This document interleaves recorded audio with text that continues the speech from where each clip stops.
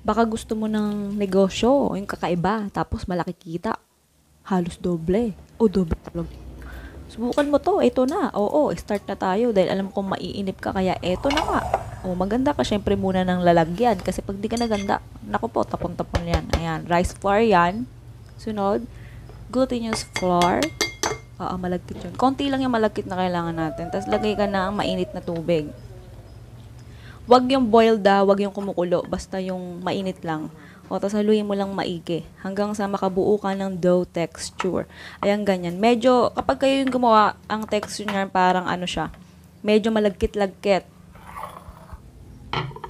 Tapos handa ka ng, ayan. Ako ginamit ko sangkalan. Pero kung meron kang kneading dough, gamitin mo. Tapos budbud ka ng, ayan, rice flour. Tapos lagay mo dyan yung ating, glutinous dough, o rice dough pala. Tapos masahe mo lang kahit mga ilang segundo. Tapos, ayan. Hatiin mo sa apat muna, ganyan. Pagkahati, tsaka mo ipagulong-gulong, gawa ka ng, ayan, ganyang shape ng pahaba. Tapos hatiin mo sa gitna. Pagkahati mo sa gitna, hatiin mo yung, pagulong mo ulit. Pagkapagulong mo, hatiin mo naman sa anim. Yan. Ganyan lang ang paghati, mga madam. Oo, ganyan lang. Yan, tapos medyo ano, kapag ka nahati mo na, ayan, basta ulitin mo lang yung dito sa pangalawa yung ginawa mo sa una. Oo, anim na hati rin. Tapos, ipagulong mo sa palad mo hanggang makabuo ka ng cylinder shape. Ayan, ganyan yung cylinder. Yan. Ganyan lang. Para maging ano siya. Hindi naman siya as in kamukhang kamukha. Para maging mukhang ano lang naman siya. Hawig ng tteokbokki or rice cake. Korean rice cake. Oo, yun yun. Yan, homemade yan mga madam. Madalian. Yan, tapos tabi mo lang pang samantala. Tapos maglagay ka na ng butter o dairy cream sa, yan, lalagyan sa lutuan. Tapos maggisa ka ng bawang. Kung may sibuyas ka, pwede kang gumamit ng sibuyas. Sibuyas tsaka bawang. Pero kasi wala akong stock ng sibuyas, kaya bawang lang nakikita nyo dito sa video. Oo, yun yun. Yan, tapos ayan, syempre, malaking patatas kasi masasarap pag malaki. Syempre, pag malaki, isang hiwaan na lang kasi malaki. Tapos fish ball, kalahating kilo yan, at saka kikiam. Yung maliit na kikiam, hatiin mo sa gitna. Oo, kikiam. Saka chicken balls. Yan, tapos haluin mo lang maigi. Medyo, wag kang mag-alala, hindi yan malalamog, basta halo lang. Wag ka lang manggigil, oo. Tapos tapos yung maghalo, tsaka ka maglagay ng tubig. Ayan, tsaka mo ilagay sa ibabaw yung ating homemade na rice cake. Korean rice cake, kuno. Oh. Kasi yung totoong rice cake, mga madam ng Korea, ano yun? Bigas talaga yung sinaing na giniling ng maigi, tsaka hinulmang ganyan, ganun. Tapos, ayan, pakuluan mo sa loob ng 6 na minutes. 6 na minutes, puti, sa video feed. Sa 6 na minuto. Ayan, after 6 minutes, ganyan na itsura niya. O, diba, umalsa na lahat. Tapos, haluin mo, maigi. Oo, medyo halu-haluin. Oo, syempre para pumantay ang luto dahil mas naluto yung ilalim niyan kumpara sa ibabaw. Huwag kang magigigil ulit kasi pag nanggigil ka sa paghalo, matatapon. Tsaka mo ilagay yung ating red pepper chili paste. Oo. Sa mga Korean market, Shopee nakakabili ng ganyan. At tsaka itong soybean paste. Masarap yan. At tsaka black pepper na ground. At tsaka pepper chili powder. Ang arte ba? Bala ka. Tapos maglagay ka ng fish sauce. O lantod.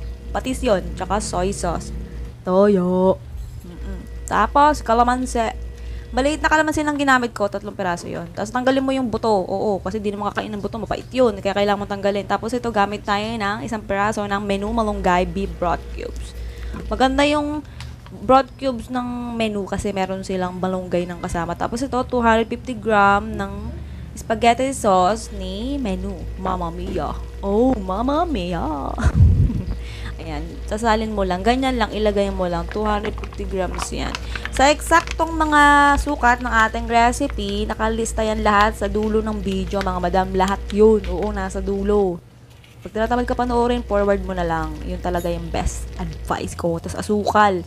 Kung ayaw maglagay ng asukal, kung sa tingin mo matamis na dahil nga spaghetti sweet sauce yan, huwag ka na maglagay ng asukal. Oo, huwag ka na magalit. Basta huwag ka na maglagay kung ayaw mo. Pero ako gusto ko. Masarap kasi. Oo. Yan. Tapos, ayan, lutuin mo lang ulit siya sa loob ng 2 to 3 minutes sa medium heat. Ganun lang. Ganyan kalakas ang apoy. Yan. After 2 to 3 minutes, ayan na. Sarap. Ang sarap-sarap niya, madam. Tapos, haluin mo na. Mas lumapot na yung sabaw niyan. Hindi naman talaga sabaw. Sauce lang siya. Oo. Yun talaga yung pinakailangan nating texture dito. Masos lang siya. Ang sarap kasi ang anghang nito, Diyos ko po. Bagay na bagay ito sa mga maanghang. Oo. 20 pieces na hinge cups yung kailangan dito. Kaya hatiin mo yung Pinoy tteokbokki natin sa 20 pieces. Oo. Tapos maglagay ka ng grated cheese o kinayod na cheese sa ibabaw para mas maganda siya. Para hindi siya masyadong plain na plain yung ibabaw. Ayan. Kung gusto mo maglagay ng dahon ng sibuyas, sige, lagay ka. Oo. Para medyo may kulay-kulay. May green, may ibang kulay bukod sa pula at dilaw. Ayan, gaya itsura niya mga madam. Ang sarap niya, mga madam, sobra. Tapos habang tumatagal siya, 'di ba, mainit, tapos palamigin mo. Tapos habang lumilipas yung oras, mas sumasarap yung lasa niya. Ewan ko kung bakit, pero maanghang siya. Pero yung anghang niya, hindi siya tulad ng anghang ng labuyo Basta maanghang na masarap. Oo. Yan. Kung gusto mo subukan to, gusto mo tikman, ayan, pagtapos itong lantakan time, doon ka na agad punta sa listahan ng recipe at saka costing. Oo, yun. Ayan, nalulungkot ako. Di halata, no? Siyempre, charot lang. Ayan, sige na, goodbye. Good luck. Love you. Kaya mo yan. Okay lang yan.